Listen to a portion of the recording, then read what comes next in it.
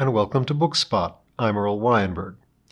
This time we will continue our reading of The Star Beast by Robert Heinlein. Mr. Kiku of the Spatial Affairs Department has been reflecting that it's lucky that the aliens don't read our newspapers. Chapter 14. Destiny? Fiddlesticks. Mrs. Stewart did read newspapers. Greenberg had great trouble persuading her to come to Capitol and to bring her son because he was not free to tell her why. But he did persuade her, and she had agreed to go the following morning. When Greenberg arrived the next morning to pick them up, he found himself persona non grata. She was in a white fury and simply shoved the newspaper into his hand. He glanced at it. "Yes, I saw a copy at the hotel. Nonsense, of course." "That's what I've been trying to tell Mother," John said sullenly, "but she won't listen." "John Thomas, you keep quiet. Well, Mr. Greenberg, what have you to say for yourself?" Greenberg did not have a good answer. He had tried to call Mr. Kiku as soon as he saw the news story, and had been told by Mildred that the boss and Mr. Robbins were with the secretary and could not be disturbed. He told her that he would call later, realizing uneasily that trouble was not all at his end. "Mrs. Stewart, surely you know that news reports are often distorted. There has been no talk of hostages, and how can you say that when it says so right there? That's an interview with the Secretary of Space. Who knows more about it, you or the Secretary?" Greenberg had his own opinions on that, but did not dare express them. "Please, Mrs. Stewart, newspaper stories should not be accepted at face value. This wild report has nothing to do with the case. I am simply asking you to come to Capitol for a quiet talk with the Undersecretary." "Not likely. If the Undersecretary wants to see me, let him come here." "Madam, he will if necessary. Mr. Kiku is an old-fashioned gentleman who would not ask a lady to come to him were it not for the press of public affairs. But do you know that there is an interplanetary conference in progress?" She answered smugly, "I make it a rule never to pay attention to politics." He sighed. "Some of us must. Mr. Kiku is unable to come here today because of that conference.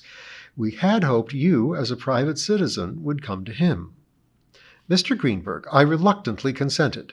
Now I find that you deceived me. How do I know but what this is a trick, a plot to turn my son over to these monsters?" "Ma'am, on my honor as an officer of the Federation, I assure you—" "Spare yourself, Mr. Greenberg. Now, if you will excuse me—" "Mrs. Stewart, I beg of you, if you will only—" "Mr. Greenberg, do not force me to be rude to a guest. But I have nothing more to say."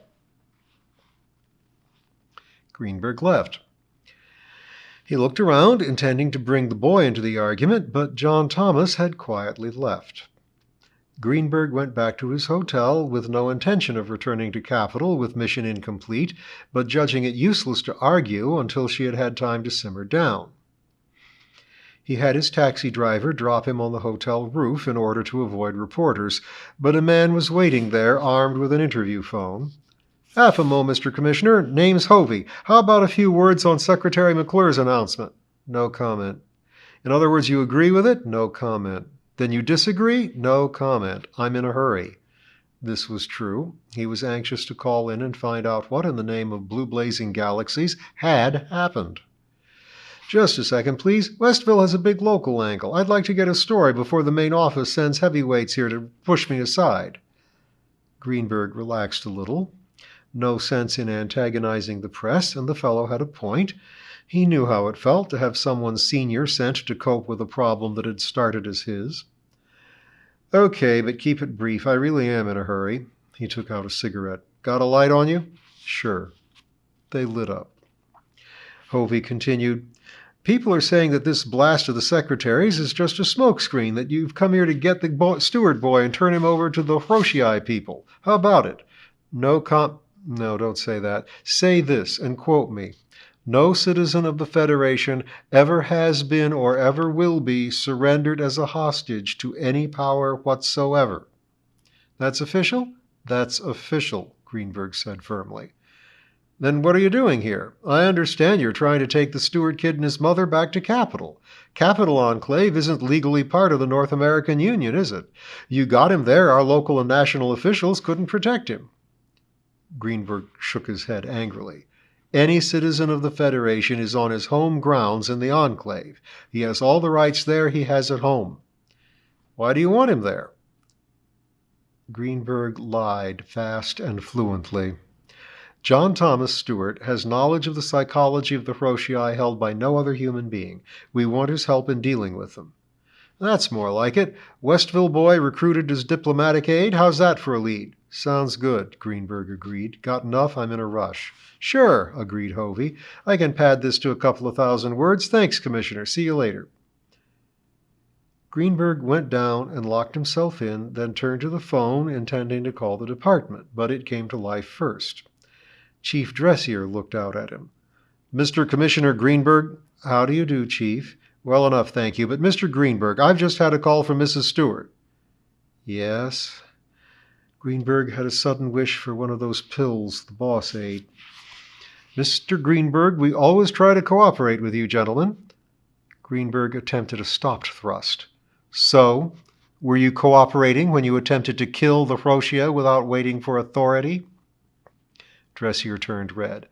That was a mistake. It has nothing to do with what I must say now, which is... Mrs. Stewart's son is missing. She thinks he might be with you. So, she is mistaken. I don't know where he is. Is that true, Commissioner? Chief, I do not tolerate being called a liar. Dressier went doggedly ahead. Sorry, but I must add this. Mrs. Stewart does not want her son to leave town. The police department backs her up 100%. Naturally. Don't mistake me, Mr. Commissioner. You are a very important official, but you are just another citizen if you get out of line. I read that news story and I didn't like it. Chief, if you find I am doing anything illegal, I urge you to do your duty. I shall, sir. I certainly shall. Greenberg switched off, started again to call in, and thought better of it. If the boss had new instructions, he would send them. And Kiku despised field agents who chased back to Mama whenever there was a slight shift in the wind. He must change Mrs. Stewart's mind, or hole up here for the winter. While he was thinking, the phone again signaled. He answered and found himself looking at Betty Sorensen. She smiled and said, "This is Miss Smith speaking." How do you do, Miss Smith?" "Well, thank you, but busy. I have a client, a Mr. Brown. He is being urged to take a trip. What he wants to know is this. He has a friend at the city of his destination. If he makes this trip, will he be allowed to see his friend?" Greenberg thought rapidly. The other Hiroshii would be around lummox as thick as flies. It might be dangerous to let the boy go where they were, and he was sure Mr. Kiku had not so intended. Oh, the police could throw a tanglefoot field over the whole spaceport if necessary. The Hiroshii weren't superhuman. Tell Mr. Brown that he will see his friend. Thank you. Mr. Jones, where could your pilot pick us up? Greenberg hesitated. It would be better for Mr. Brown to make the trip by the commercial lines. Just a moment. He found the flight schedule folder provided in most hotel rooms. There's a ship leaving Stateport in about an hour. Could he catch it? Oh, yes, but, well, there's a matter of money. Oh, suppose I make you a personal loan. You, not Mr. Brown. She broke into a grin. That would be lovely. Have you any suggestion as to how to get it to you? Betty did. A snack shop called the Chocolate Bar across from Central High School. A few minutes later, he was waiting in it, sipping a chocolate and milk mess. Betty showed up, he passed her an envelope, and she left. He stayed there until he could no longer face the contents of his glass, then went back to the hotel. He waited 2 hours, then called Mrs. Stewart. I've just heard that your son had left for Capital on his own. He waited for her to quiet down, then added, Mrs. Stewart, I'm still in Westville, but I'm about to fly back to Capital. Would you care to come with me? My ship is faster than the commercial liners. Half an hour later, they left for Capital. Mr. Kiku saw John Thomas Stewart first. Old enough to be John Thomas's grandfather, he treated John Thomas as an equal, thanking him for coming, offering refreshment. He explained briefly that Lummox was unwilling to return home unless John Thomas went along. It is extremely important to the Hiroshii that Lummox return. To us, it is important for other reasons. You mean, John Thomas said bluntly, that they're going to fight us if we don't? That's what the papers say. Mr. Kiku hesitated briefly. They may, but that is not the reason I have consulted you. I doubt if the Hiroshii would attempt anything if your friend Lummox opposed it, which I think Lummox would if it was something dangerous to you, such as an attack on this planet. Oh, I'm sure of that, if Lummy has anything to say about it, but why should they listen to him? Is he royal or something? Perhaps royal will do, since we don't understand their customs, but Lummox's wishes are important. John Thomas shook his head in wonder. Seems funny, the way I used to boss him around. In any case, I am not asking you to save us from a possible war. I am thinking of positive benefits, not negative ones. We want to establish friendly relations with these people. I asked you here to find out your own wishes. If I make it possible for you to go with Lummox to their planet, Hiroshijud is it called, what would your answer be? Think it over. You need not answer now. John Thomas gulped. I don't need to think it over. I'd go, of course. Don't be hasty. I'm not being hasty. Lummy will need me. He's never happy with strangers. Anyhow, he wants me to. You don't think I'd let him down, do you? No, but this is a serious situation. You'll be going almost 1,000 light years from home. John Thomas shrugged. My great-grandfather went there. Why shouldn't I?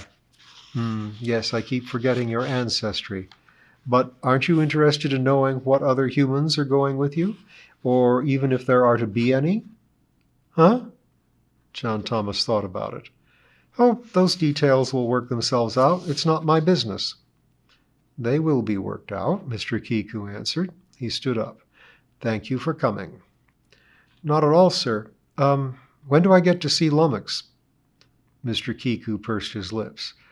Not right away. I have matters to settle first. In the meantime, enjoy yourself. I'm assigning a man to guide you around and pay your expenses. He will act as bodyguard, too. A bodyguard? What for? I'm a grown-up. So you are. But if for no other reason, I don't want you talking to reporters. Do you mind? I have no authority to tell you not to. Oh, no, Mr. Kiku, if it will help. It will help. Mr. Kiku had received John Thomas at his desk. Mrs. Stewart he received in a lavish room, one without a conference table, and which had been designed by subtle psychologists to impress visitors. Mr. Kiku knew that he was in for a bad time. He fended her off with tea and formality, forced the talk to trivia. So good of you to come, madame. Sugar? Lemon? Neither, thank you. Mr. Kiku, I must make it clear, first off, that try these little puffs. Did Mr. Greenberg make you comfortable? What? Oh, yes, a nice suite overlooking the gardens of heaven. But, Mr. Kiku, I was sorry to ask you to come to me. But I'm the prisoner of my job, you understand? He spread his hands helplessly. I can't leave the capital at certain times. That's understandable, I suppose. Now, your kindness is appreciated. You must remain as an official guest as long as you see fit. Capital is worth seeing, even if one has seen it often, which no doubt you have. I understand that the shopping is excellent, too. Well, as a matter of fact, I haven't seen it before. Some of the shops do look intriguing. Then enjoy it, dear lady. No reason not to mix pleasure with business, which brings us to business. I have been talking with your son. Mr. Kiku, indulge me. I will be brief. We are sending an extensive cultural and scientific mission to the home planet of the Hiroshii. I want to send your son as a special aid. He has agreed to go. He waited for the explosion. Utterly unthinkable. Out of the question. Why, Mrs. Stewart? Mr. Kiku, what sort of inhuman beast are you? I know what you mean. You plan to turn my son, my only son, over to those monstrosities as a hostage. Unspeakable. He shook his head. Madam, you have been misled by a wild newspaper story. Have you seen the later story, the secretary's speech before the council? No, but I will supply a copy. It explains how that nonsense got into print. It also affirms the ancient policy of the Federation, all for one, against the galaxy if necessary. In this case, your son is that one. He has many planets behind him. But no such issues arise. Your son will join a peaceful mission to a friendly people. He will help build a cultural bridge between two civilized but very different races. Huh! The paper said that these Roshii demanded that you turn my son over to them. Explain that if you can. Difficulties of translation. They asked for your son by name, but on behalf of that Roshia which was for years part of your own household, Lummox. Because Lummox is deeply attached to your son. This friendship between these two, transcending form and kind and source and mind, is one of the greatest fortunes which has happened to our race since our people first discovered that we were not the sole heirs of the Almighty. This unlikely circumstance will let us bridge in one leap a chasm of misunderstanding ordinarily spanned by years of trial and tragic error. He paused. One is tempted to think of them as children of destiny. Mrs. Stewart snorted. Destiny? Fiddlesticks. Can you be sure, ma'am? I can be sure of this. My son is not going to the other side of nowhere. In another week he is entering college, which is where he belongs. Is it his education that worries you, madam? What? Why, of course. I want him to get a good education. His father set up a trust fund for it. I intend to carry out his wishes. I can put your mind at rest. In addition to an embassy, we will send a cultural mission, a scientific mission, an economics and trade mission, and many specialists, all top-flight minds. No single college could hire such an aggregation of talent. Even the largest institutions of learning would be hard put to match it. Your son will be taught, not casually, but systematically. If he earns a degree, it will be awarded by the Institute of Outer Sciences. He smiled. Does that suit you? Why, I never heard of such a silly arrangement. Anyway, the Institute isn't a college. It can bestow a degree, or if not, we will have its charter amended. But degrees are unimportant, ma'am. The point is that your son will have an unparalleled higher education. I understand that he wishes to study Xenic science. Well, not only will his teachers be the finest possible, but also he will live in a new field laboratory of xenology and take part in the research. We know little of the Roshii. He will labor on the frontiers of science. He is not going to study xenology. Eh? He told Mr. Greenberg that he meant to. Oh, he has that silly idea, but I have no intention of indulging him. He will study some sound profession, the law, probably. Mr. Kiku's brows went up. Please, Mrs. Stewart, he said plaintively, not that. I am a lawyer. He might wind up where I am. She looked at him sharply. He went on, Will you tell me why you plan to thwart him? But I won't be... No, I see no reason why I should. Mr. Kiku, this discussion is useless. I hope not, ma'am. May I tell you a story? He assumed consent and went on. These Roshii are most unlike us. What is commonplace to us is strange to them, and vice versa. All we seem to have in common is that both races are intelligent. To us they seem unfriendly, and so remote that I would despair were it not for one thing. Can you guess what that is? What? No, I can't. Your son and Lummox. They prove that the potential is there if we will only dig for it. But I digress. More than 100 years ago, a young Roshia encountered a friendly stranger and went off with him. You know our half of that story. Let me tell you their side, as I have learned it with the help of an interpreter and our xenologists. This little Roshia was important to them. They wanted her back very badly. Their patterns are not ours. They interweave 6 distinct sorts of a genetic scheme we will be a long time understanding. This little Rosia had a role to play, a part planned more than 2,000 years ago around the time of Christ. And her part was a necessary link in a larger planning, a shaping of the race that has been going on, I am told, for 38,000 of our years. Can you grasp that, Mrs. Stewart? I find it difficult. A plan running back to when Cro-Magnon man was disputing with Neanderthals for the prize of a planet. But perhaps my trouble lies in the fact that we are ourselves the shortest-lived intelligent race we have yet found. What would we do if a child was missing for more than a century? No need to discuss it. It in no way resembles what the Roshii did. They were not too worried about her welfare. They did not think of her as dead, merely misplaced. They do not die easily. They do not even starve to death. Perhaps you've heard of flatworms, Euplanaria? I've never taken any interest in xenobiology, Mr. Kiku. I made the same error, ma'am. I asked, what planet is it from? Euplanaria are relatives of ours. They are flatworms, many more flatworms on Earth than there are men. But they have a characteristic in common with Rosia. Both breeds grow when fed, shrink when starved, and seem to be immortal, barring accidents. I had wondered why Lummox was so much larger than the other Roshii. No mystery. You fed Lummox too much.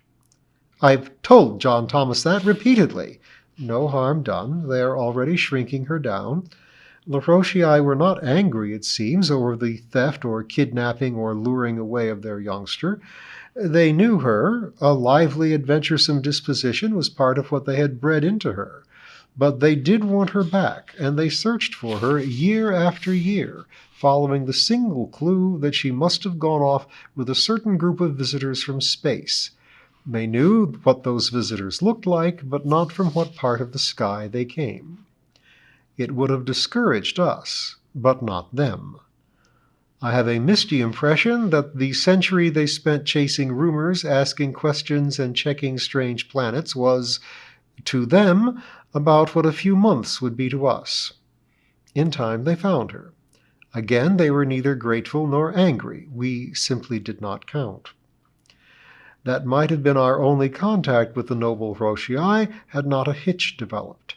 The Roshia, now grown big but still young, refused to leave without her monstrous friend. I speak from the Roshian viewpoint. This was terrible to them, but they had no way to force her. How bitter a disappointment it was, I can ask you to imagine.